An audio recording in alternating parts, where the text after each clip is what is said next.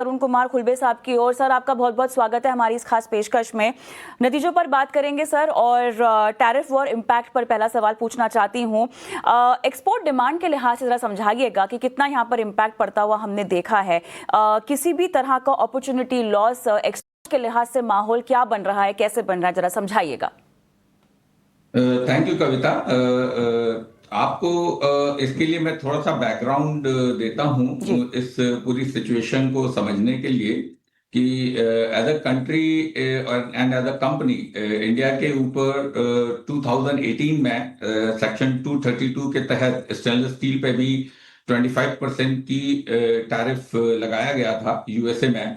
उस समय यूं तो उन्होंने लगाया तो सारे ही देशों के ऊपर था, लेकिन इवेंचुअली उस समय जो कुछ मेन कंट्रीज थी, जैसे कि जो स्टेनलेस स्टील बनाने में प्रमुख हैं, जिसमें कोरिया, जापान, ईयू, इन लोगों को उसमें एक कोटा देकर के एग्जेम्पशन मिल गया था।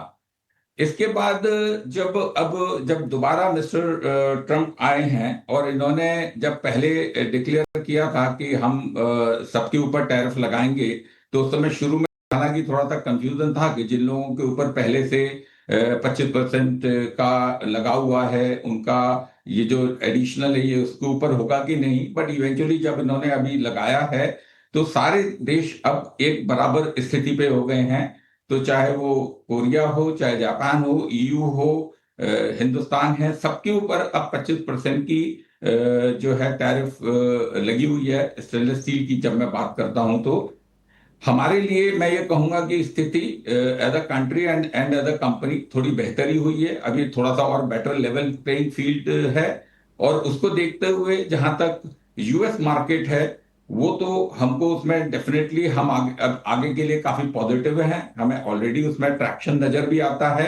एंड अदरवाइज ऑल्सो पूरे ये जो अभी चूंकि रेसिप्रोकल टैरिफ वगैरह की अभी उतनी क्लैरिटी नहीं है, लेकिन अगर वो भी जिस तरीके से उन्होंने अभी शुरू में डिक्लेयर किया था वो भी अगर जिस तरीके से लगाते हैं, तो मुझे लगता है कि as a company and as a country हमारे को आगे आने वाले वक्त में थोड़ा सा बेहतर सिचुएशन हाल फिलहाल तो नजर आती है, at least short and mid term, जब तक कि ये पॉलिसी को अगर कोई बहुत ज्यादा चेंज नहीं करते हैं तो। वाकई वाकई, और ये ऑप्टिमिज्म मुझे बड़ा अच्छा लगा तरुण सर। और यही होता है कि आप अपने जो कारोबार है उसके लिए जब पैशनेट होते हो और आपके उसके हर पहलू को आप बहुत ही क्रिटिकल नजरिए से देखते हो, तो आप भविष्य की ओर देखते हो।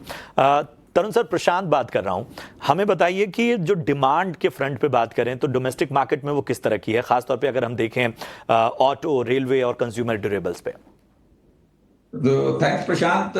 जहां तक डिमांड की बात है, एज अ कंपनी हम अपने डोमेस्टिक डिमांड पे काफी बुलिश हैं। एक्सपोर्ट के बारे में तो मैंने ऑलरेडी आपको बताया ही है। जहां तक इंडियन मार्केट का सवाल है, वो ऑन एन एवरेज 9 to 10% की ग्रोथ हम इस मार्केट में आगे आने वाले वक्त में भी देख रहे हैं, आने वाले वर्ष में भी देख रहे हैं।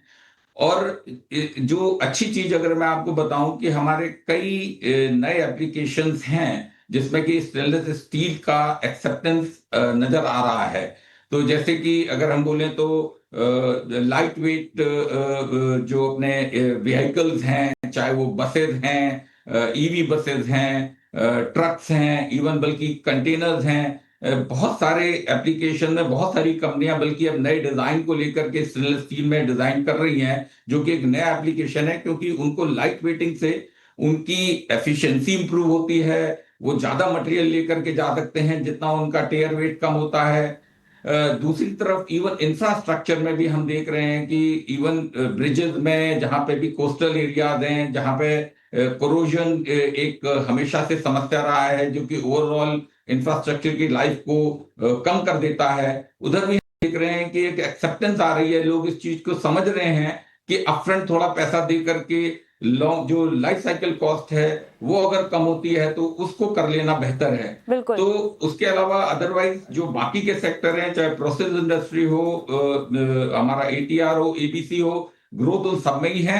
और मैं इन जी। जो नए एप्लीकेशन हैं इनको लेकर के भी जी। हम काफी पॉजिटिव जी। हैं आने वाले जी। वर्षों में और आने वाले जी वक्त में। खुलबे साहब, एक आखिरी सवाल पूछना चाहूंगी, संक्षिप्त में अगर हो सके जवाब दीजिएगा। स्टैंड अलोन वॉल्यूम जो है वो लगभग 9% ईयर ऑन ईयर में बढ़ता हुआ देखा है, लेकिन अब नए वित्त वर्ष की अगर हम बात करें, डबल डिजिट ग्रोथ क्या यहाँ पे उम्मीद में रखी जा सकती है? हाल फिलहाल तो कविता हमने अभी जो गाइडेंस हम दे रहे हैं वो 9 to 10% की ही दे रहे हैं, बट जैसा कि 9 to 10% हमने दिया है, अभी आने वाले वक्त में चूंकि अनसर्टेनिटी तो है एंड जिस तरीके से पूरी सिचुएशन चेंज हो रही है, तो हाल फिलहाल हमारी गाइडेंस 9 to 10% की है। बट अगर हमको आगे बेहतर स्थिति नजर आएगी तो आने वाले जब हम आगे आपसे दोबारा जब इंटरेक्शन करेंगे उस समय हम आपको अपनी गाइडेंस को अकॉर्डिंगली आपको बताते रहेंगे। चलिए, बहुत बहुत धन्यवाद आपका, आप जुड़े और तमाम सवालों के जवाब दिए आपने।